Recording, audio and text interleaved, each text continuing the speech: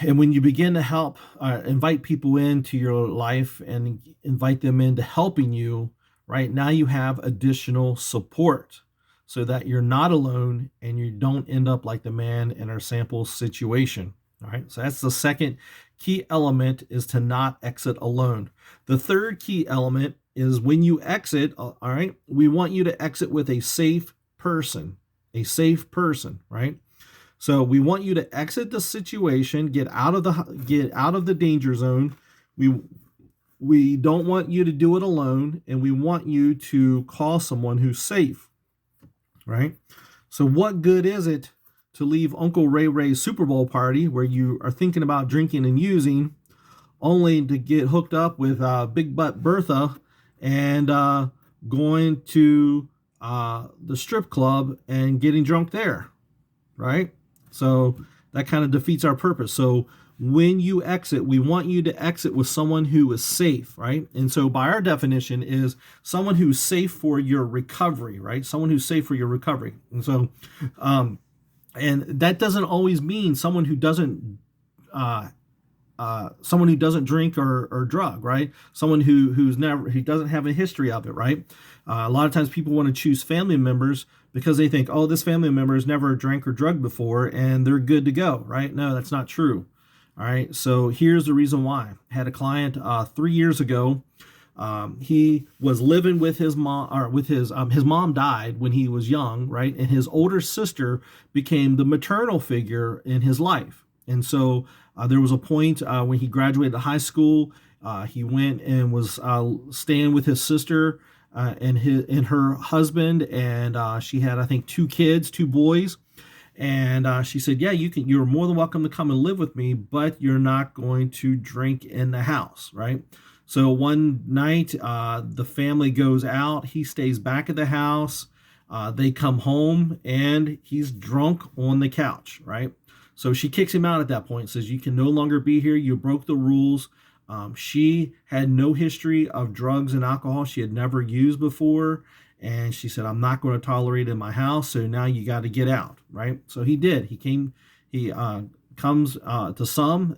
This is like early November. Right. So he's here for 30 days. At the 30-day mark, we're talking about the beginning of December now.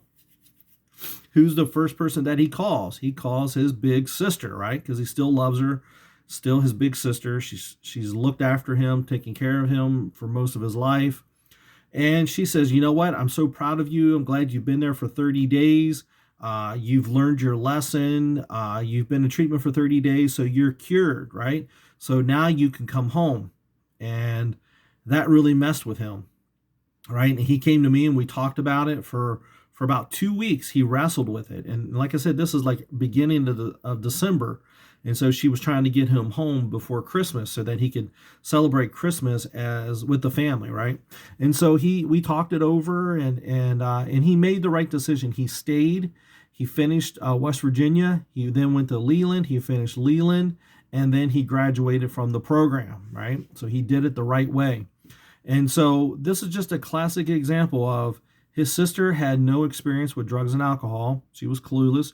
She thought that 30 days in treatment was good for him and that he was cured, right? Which is wrong. So she was actually very close to jackpotting his recovery, even though she loved him very much. She wanted what was best for him. She did not ever want to see him drink and drug again. But she almost jackpotted him because she did not have an understanding of addiction and how it actually plays out in a person's life, right? So just because someone doesn't use drugs and alcohol, it's important to remember that that doesn't make them safe for your recovery, right?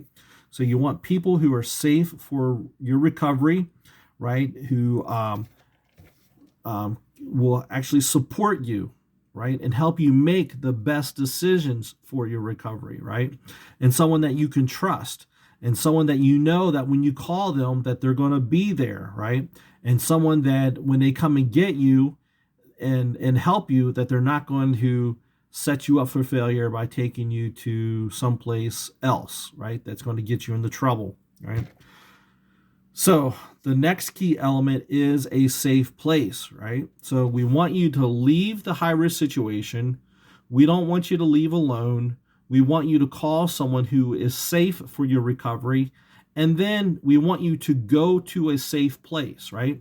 So that's the four main key elements of an exit point. So we want you to go someplace safe, right?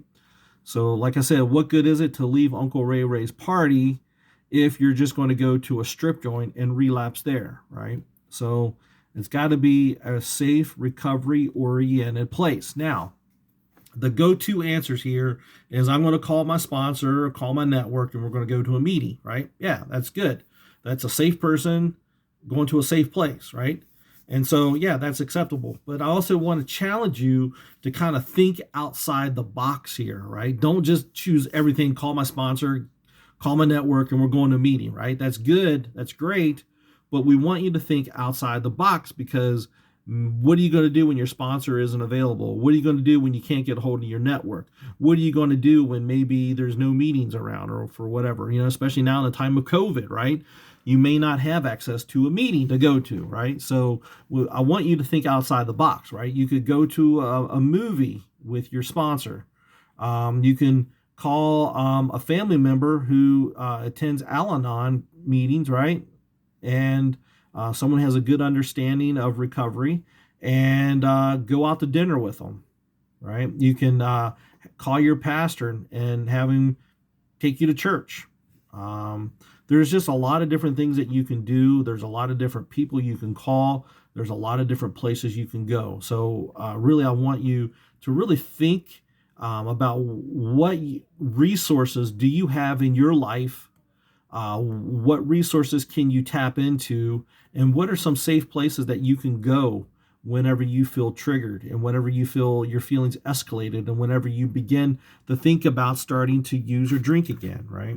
That's what it's about, all right? So that's the four key elements of the exit points, right? Now, the last key element is 3 separate exit points, right? So we want you to develop 3 separate exit points, kind of one up towards the top, one in the middle, and one towards the bottom, right? And another big mistake that people make is they develop kind of like a progression of exit points. Like the first one will be they call their sponsor. The second one is the sponsor comes and gets them. The third is they go to meeting together. That is not correct. That is not the way that we want you to do your exit points, right? You need 3 separate exit points, right? Which involves leaving the situation, right? Not leaving alone, leaving with someone who's safe, and going to a safe place. It needs to have all 4 of those criteria in order to be an exit point, right? So if you say, like, your first one is call your sponsor, that's not an exit point because it's just you're still there, right? You call the sponsor and you're still there. And so we want you to develop 3 separate exit points. So it would look like something like this, right? Call your sponsor, you stay on the phone with them, and then your sponsor comes and picks you up and then takes you to a meeting. That's one exit point, all right? That's not a progression. That's one exit point, right? And so I have to backtrack here a little. We do allow you the use of technology, right? Because we all have technology. Right now I'm recording this on my phone, right? That's the power of technology.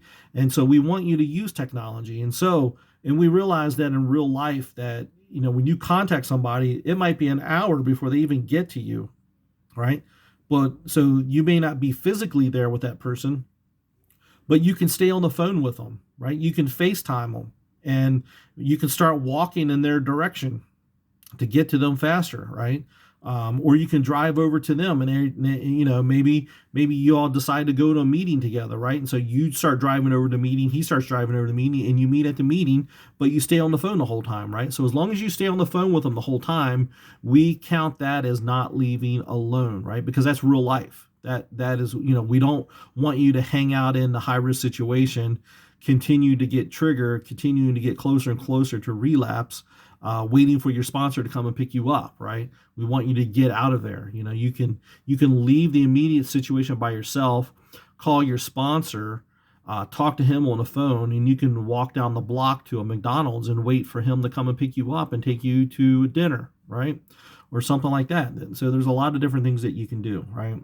But we want you to have 3 separate exit points that have all 4 of the criteria, which is exiting the situation, not leaving alone, leaving with a safe person, and going to a safe place. That is the 4 key elements of the exit points.